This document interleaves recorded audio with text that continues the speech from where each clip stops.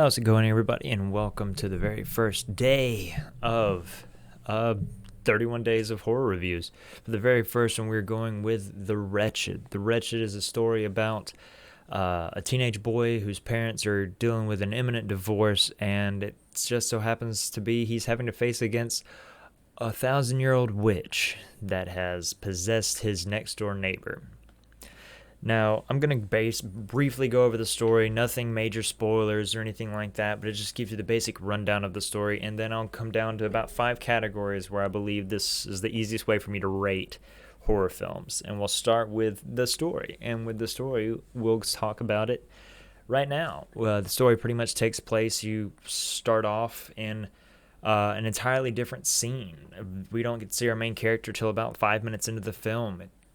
It's kind of like a quick little idea of showing you what the monster is almost off the bat, but not knowing where it's going to tie into everything else. So quickly we jump into the main first little bit where our main character is going on a trip to stay with his dad for a bit. His dad and his mom are separated, so he's going to go work the summer at his dad's house.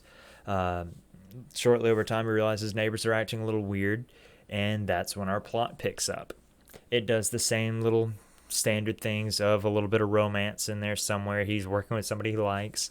It does another thing involving it does a couple of little campy things, but nothing Jason, nothing Friday the 13th. There's no separating or anything like that. It's pretty much one boy's mission to figure out what's going on with his neighbor. It has a very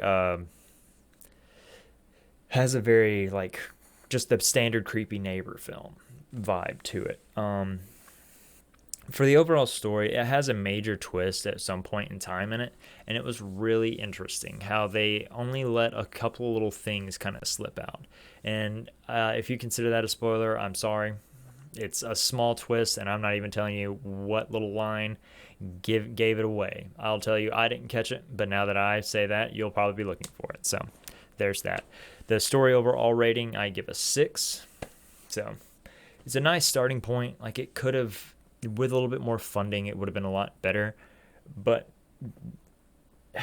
it's the fear that you want, and a lot of it still comes off as during the day everything's fine. You don't have any fear throughout most of the film. It's probably about, if the film is an hour and a half, it might be 30 minutes of scare, maybe 40 if we're pushing it. So the story is about a 6 for me. It's something believable. I say believable. There's a witch involved. Like, come on. But it's something that makes sense for the situation. Like, they act the way they're supposed to act because of the situation. Acting is the next part of it, so it kind of ties to it. It was a really young cast. A lot of them did very well. You'd see, if a boy and a girl are supposed to act like they like each other, they did that in this film. They cookie cuttered acted how they were supposed to act in this moment, and they did fine. Acting is, we'll give another 6 there. It was pretty on the nose. Nobody overacted. Nobody screamed space at the top of their lungs for no reason at all. It did what it was supposed to do. The main star of the acting, though, is the girl that's taken over by the witch. And this will get into the new factor of scare, which is our third category up here. The person who acts as the witch is possessing her does a really good job of making the movements really creepy. Nothing ties. It doesn't move like a human should move. It in fact seems as though the witch is trying to learn how this human body fits and how the skin rolls correctly. Like, it's not necessarily an overly gory film. There is a little bit early on kind of thrown in with it involving a deer. So if that is your only like mild warning of, hey, there's a gross scene involving gutting a deer, avoid that. But the overall scare involving the witch and just the sheer uncomfortableness that how she delivers some of her lines towards the main character is a really, really good job. Like, the Pierce brothers did a fantastic job with that casting. Her voice in the main trailer, which I'll link down below, I might have it playing here for a short amount of time just so you have an idea of what I'm talking about. But how she delivers the line at the screen door is really good. She does a fantastic job. But the overall scare of the movie, like, they don't, for the jump scares, they try. I couldn't tell if they were trying to do this or not, and that's what bothered me.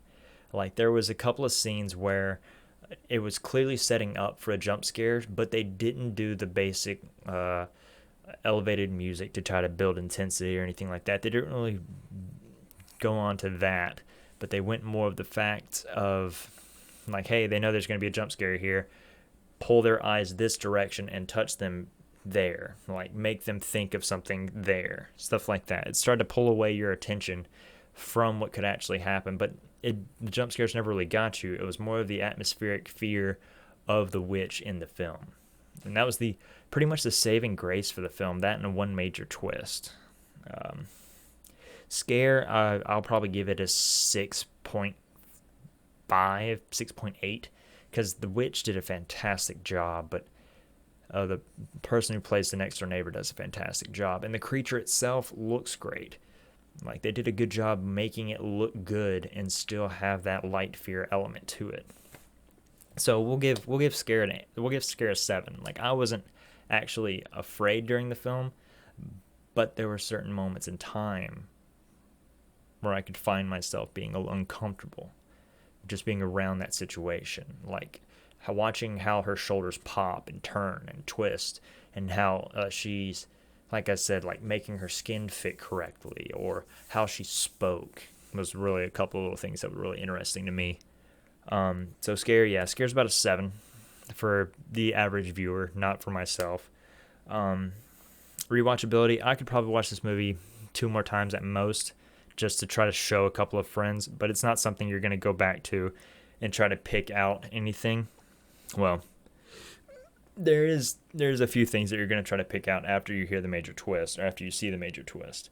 But besides that, it was just solid.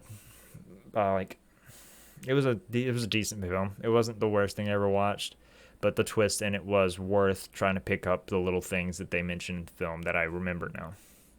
So rewatchability is probably about a 5. Like, there's not a lot of horror movies that you're going to want to watch multiple times. Like, Hereditary was something that I could watch, and I have watched probably about 5 times now, just to pick up the little ties to the Coven and stuff like that.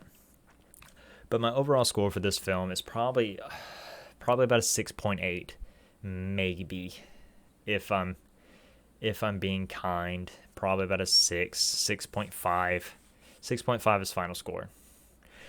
And the reason it is that is, and it's nothing against companies that have a lower budget. That can be done great, but certain things don't fit in funding, if that makes sense. Like, it's not how this... You could tell the budget suffered in certain locations, but they put all of their money toward the creature, which is what you wanted this to be.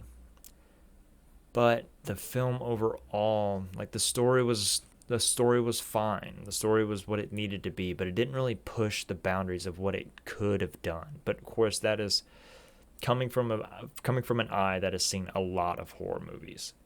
So I was looking for something a little different, but it fits something that we're used to. So it broke a little bit out with how they did the creature. It broke a little bit out on how some of the actors played it. But overall, it was still a moderately campy horror film. Like, there's not a lot I can really bring onto it besides that. If you guys enjoyed this film, leave a like, comment and tell me why it deserves higher. Tell me what you thought of the twist. Tell me what you thought of the witch itself, or how you considered this different, or how you believe it broke free of norms. But besides that, guys, that is episode 1, and we're going to jump into 2 whenever I get done watching it. See you guys. Peace.